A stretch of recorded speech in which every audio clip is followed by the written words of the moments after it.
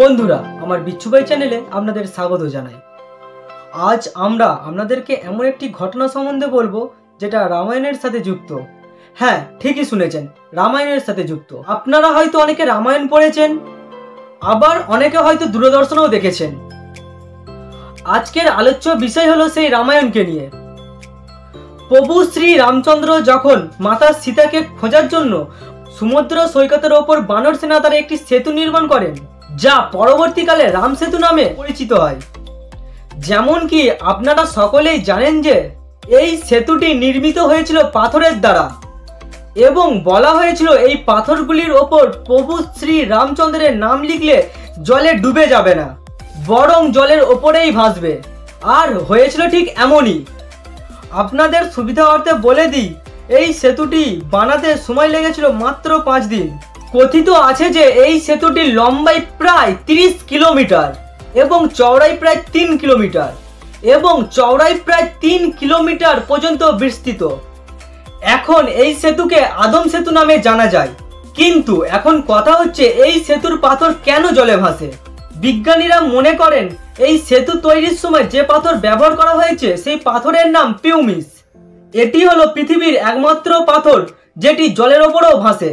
বিজ্ঞানীরা মনে করেন যে এই পাথরটি জ্বালামুখী লাভা থেকে উৎপন্ন হয় এবং এই পাথরের মধ্যে অনেক ছোট ছোট ছিদ্র থাকে, যার ভেতরে বায়ু থাকে।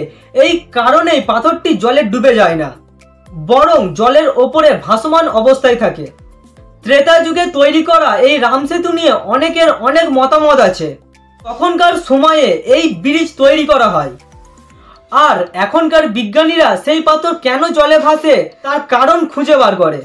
অনেকে মনে করেন যে রামায়ণ একটি কাল্পনিক চরিত্র, কিন্তু যদি তাই হয় তাহলে সেখানে উল্লেখিত স্থান বাস্তবে এখনো আছে।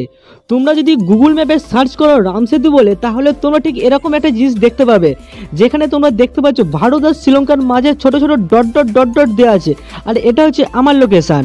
আর তোমরা দেখতে পাচ্ছ এই যে ভারত আর শ্রীলঙ্কা এর মাঝে যে তোমার লাল চিহ্নটা দেখতে পাচ্ছ, তো তোমরা এখানে রাম সেতুর একটা ডট ডট ডট দেখতে পাবে, যেটা স্যাটেলাইট থেকে অনেক এখানে তোমার ফটো ক্যাপচার করা হয়েছে, সেগুলো তোমরা দেখতে পাবে। তো স্যাটেলাইট থেকে এর দৃশ্যটা একটু অন্যরকম দেখায়, তো তোমরা চাইলে নিজেদের ফোনেও এটা সার্চ করে দেখতে পারো। তো রাম সেতুর বাস্তব অস্তিত্ব আছে।